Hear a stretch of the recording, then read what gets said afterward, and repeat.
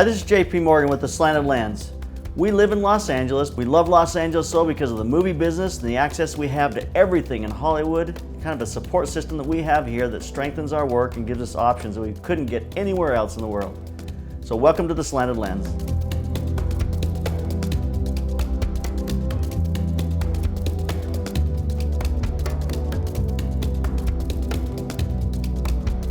Combining a single Dynalite strobe head with a Photoflex silver P22 reflector and a $15 mirror from Home Depot, we can make a single strobe head look like several heads on set.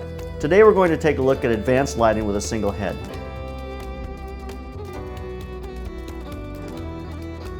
For our first setup, we've got a medium softbox. We're going to bring this into a nice butterfly on Cynthia's face. It's going to light our background completely, so it'll be a white background with a nice highlight on her face. It'll fall fairly dark to the left side. Basic one light setup.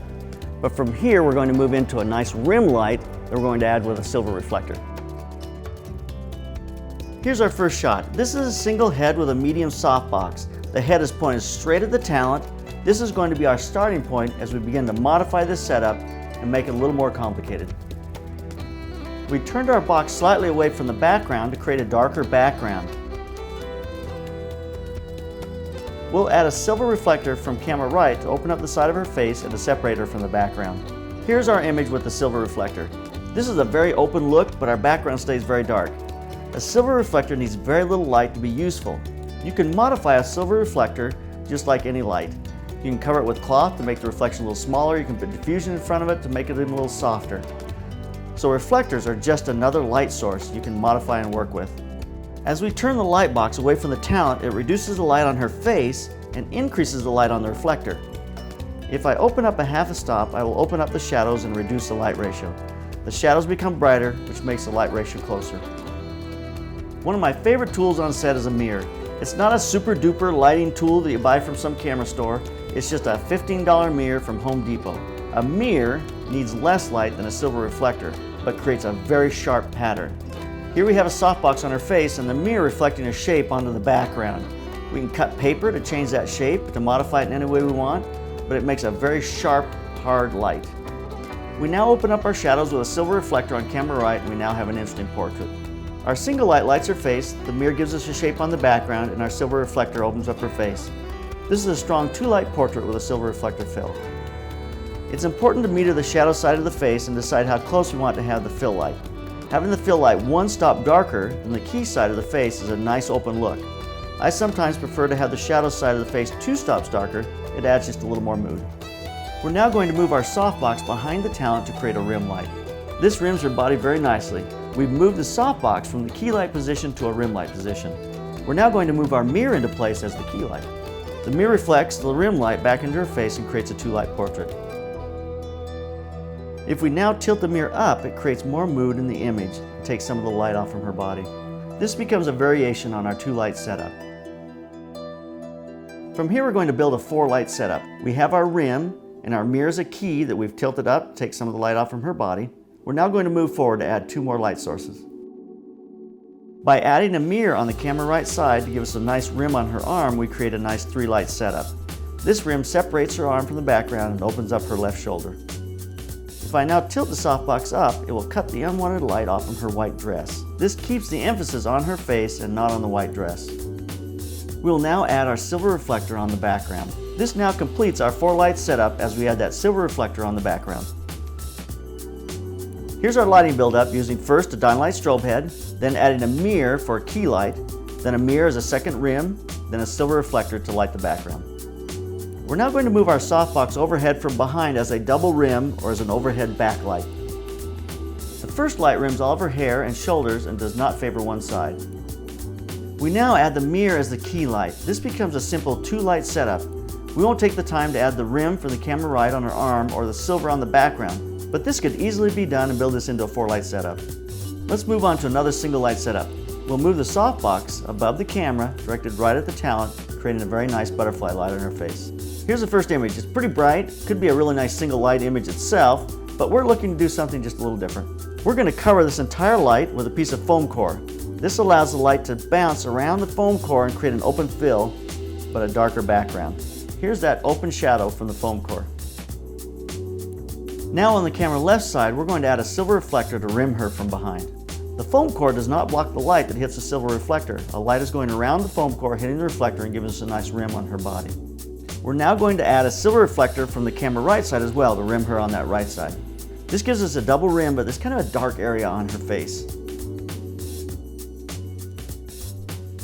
We're now going to cut a small area in the foam core and just allow a little bit of light to come through that will touch her eyes and open up her face. This foam core created that overall fill on the set, but also by cutting a small opening becomes a key light on her face. Here's our final image. This is a great multiple light setup using only one light. Here's our final setup.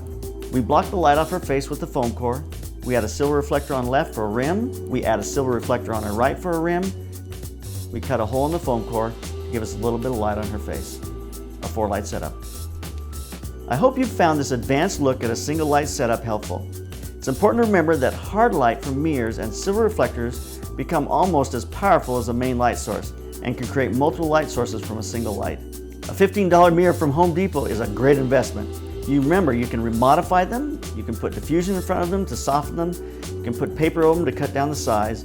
There's a lot of things you can do with mirrors and reflectors to take your one light and turn it into several lights on set. I hope you found this interesting. Keep those cameras rolling and keep on clicking.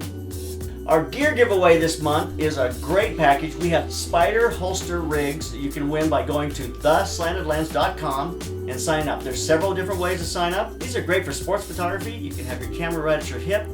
They have a great pouch that goes on this. You can put that 200mm lens in there with the shade on so you can come on and off with it. So go to the Slanted Lens where you can sign up for your Spider Pro single camera system. Great setup. Hi, this is JP Morgan. Today's Slanted Lens review, we're going to look at the Kessler KC Lite crane. I just got back from a trip where we had to throw this on an airplane, flew into Utah for several days of shooting and back. I was really impressed with this crane for several reasons. One, it is very lightweight. It broke down into a small case we could throw on the airplane. It's a piece of equipment that just gives you a lot of production value. As we're shooting our shots, we're able to crane up into these vistas, crane down into kind of close-ups on people's faces.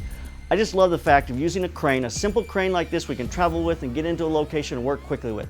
The nice thing about this entire setup is it's under $500. For a crane that works as well as this does, for that kind of price is absolutely amazing. One of the things we did to the KC Lite crane here is we put a cheese plate on top of it. That cheese plate gave us a place to put our monitor, which helped us as we're doing our crane shots to be able to see as we tilted up and down. It just worked out really nicely. Right now I've got the brake on, and it's nice because I can set this up, lock the brake off, and it gives me a steady shot. I don't necessarily have to pull my camera off, stick it on a tripod. I can get a nice steady shot with the brake on. So as I release this brake, it gives me the ability to crane. I can use this from the back as a crane shot so I can get extremely low shots into extremely high shots. But it also gives me the option, if I want to get on the front.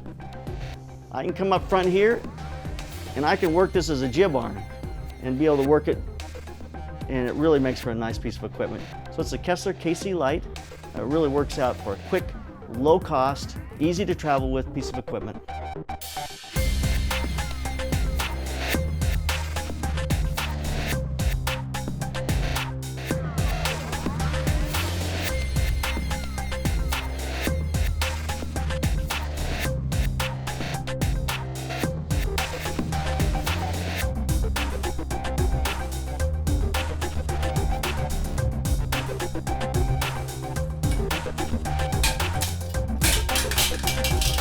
Thank you. Subscribe to Slanted Lens. Lots of exciting things like this to come.